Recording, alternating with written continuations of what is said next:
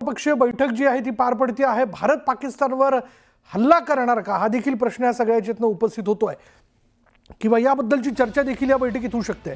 सर्वपक्षीय बैठकीमध्ये कोणता मोठा निर्णय घेतला जाणार, अगदी घुसून उत्तर देणार जे म्हटलं जात आहे, म्हणजे आता तुम्ही कल्पनाही करणार नाही अशा पद्धतीची कारवाई आम्ही करणार असल्याचा इशारा जो आहे तो नरेंद्र मोदींनी दिलेला आहे। यानंतर सर्वपक्षीय बैठक जी आहे ती नवी दिल्लीमध्ये पार पडते। त्यामुळे या सर्वपक्षीय बैठकीमध्ये नेमकी काय चर्चा केली जाते, म्हणजे भारत आता या हल्ल्याला युद्धाने उत्तर देणार का किंवा इतरही काही धोरणात्मक निर्णय जे ते घेतले जाऊ शकतात, याकडे आता सगळ्यांचं लक्ष असेल। या बैठकीत वेगवेगळ्या मुद्द्यांना घेऊन खरं तर चर्चा केली जाऊ शकते।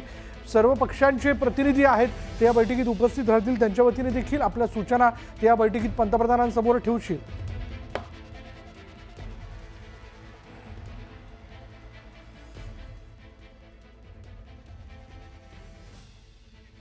आणि आता आणखीन एक ब्रेकिंग न्यूज अशी आहे ती आपण जाणून घेऊयात। ती अशी आहे की खासदार अरविंद सावंत हे सर्वपक्षीय बैठकीला गैरहजर असणार असल्याचं कळतंय। उबाठा गटाच्या वतीने, शिवसेना उबाठा गटाच्या वतीने एकही प्रतिनिधी म्हणजे अर्थात एकही खासदार या बैठकीला उपस्थित नसल्याचं आपण बघतोय। खरं तर या बैठकीला त्यांनी उपस्थित राहणं क्रमप्राप्त होतं, पण त्यांच्या वतीने एकही खासदार या बैठकीला उपस्थित राहत नाहीये। त्यामुळे यावरनं दिल्लीच्याही राजकीय वर्तुळात एक मोठी चर्चा आहे की काय यांच्या वतीनं या बैठकीला कोणीही प्रतिनिधी उपस्थित नाहीये। आणि याचविषयी प्रतिक्रिया आपण जाणून घेणार आहोत भाजपचे नेते आमदार सुधीर मुनगंटीवार। सुधीर भाऊ, सर्वपक्षीय बैठक नवी दिल्लीमध्ये पार पडते। भारतावरती झालेला हा हल्ला म्हणजे काश्मीरमध्ये झालेला हा हल्ला याला खरं तर चोख उत्तर देणं आवश्यक आहे। चर्चा केली जाणार या बैठकीत, पण उबाटाचा एकही नेता किंवा प्रतिनिधी उपस्थित राहत नाहीये। काय आपली प्रतिक्रिया? त्यामुळे निश्चितपणे खेदजनक बाब आहे। आज देशाच्या अस्मितेचा प्रश्न आहे। राष्ट्राच्या अशा संकट समयी राष्ट्रामध्ये राजकीय पक्षांनी एकत्र यावं हा परिपाठ आहे, पण स्वार्थासाठी स्वतःच्या संकुचित राजकीय हेतूसाठी जर अशा महत्वाच्या सर्वपक्षीय बैठकीत जर एखादा पक्ष मुद्दाम गैरहजर राहत असेल तर ही बाब खेदजनक आहे, दुर्दैवी आहे।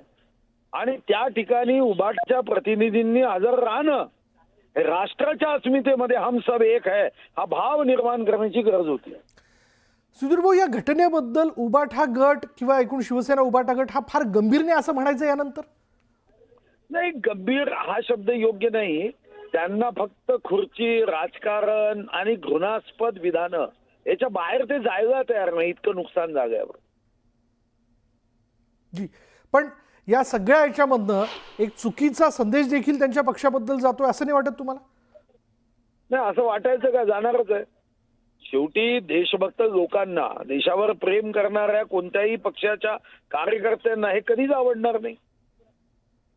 म्हणजे एकीकडे पंतप्रधानांवरती टीका करायची, त्यांनी त्यांच्या काय म्हणूयात त्यांची छाती आणि त्यांची इंच याच्याबद्दल बोलायचं, पण मात्र ज्यावेळेस आपण बघतोय की या बैठकीमध्ये खरं तर काय या हल्ल्यानंतर करायला हवं याबद्दल प्रतिक्रिया येणं किंवा त्यांच्या वतीने सूचना येणं आवश्यक होतं, याला मात्र उबाटा गटाचे नेते जे आहेत ते मात्र उपस्थित राहणार नाही आहेत। अधिक तपशील आपण जाणून घेणार आहोत। आमचे प्रतिनिधी, नवी दिल्लीचे प्रतिनिधी प्रशांत लीला रामदास आपल्यासोबत आहेत। प्रशांत, नेमकं काय कारण की या महत्त्वाच्या बैठकीला उबाटा गटाचा एकही नेता उपस्थित नाहीये? महत्वाचं म्हणजे या संदर्भात आम्ही जेव्हा माहिती घेण्याचा प्रयत्न केला तर आता नुकतीच सर्वपक्षीय बैठक सुरू झालेली आहे आणि या सर्वपक्षीय बैठकीमध्ये जी माहिती मिळते, अरविंद सावंत यांनी विनंती केली होती की व्हिडिओ कॉन्फरन्सच्या माध्यमातून मी जोडण्यास तयार आहे। सध्या ते पॉंडिचेरी इथे असल्याची माहिती पुढे आलेली आहे। संसदीय मंडळ जे असतं, स्थायी समिती जी असतात संसदेच्या, त्यांच्या दौरे सुरू आहे आणि त्या दौऱ्यामध्ये ते व्यस्त असल्याची माहिती पुढे आलेली आहे। आणि अचानक सर्वपक्षीय बैठकीचा निर्णय घेण्यात आला आणि एकीकडे संसदेच्या स्थायी समितीचं कामकाज सुरू असताना अशा प्रकारे सर्वपक्षीय बैठक, बरोबर, संसदीय समितीच्या दौऱ्यात ते आहेत असं आपल्याला कळतंय आणि म्हणून ते या बैठकीला उपस्थित राहणार नाहीयेत, पण यावर आता मोठी चर्चा आहे। यानंतर इथे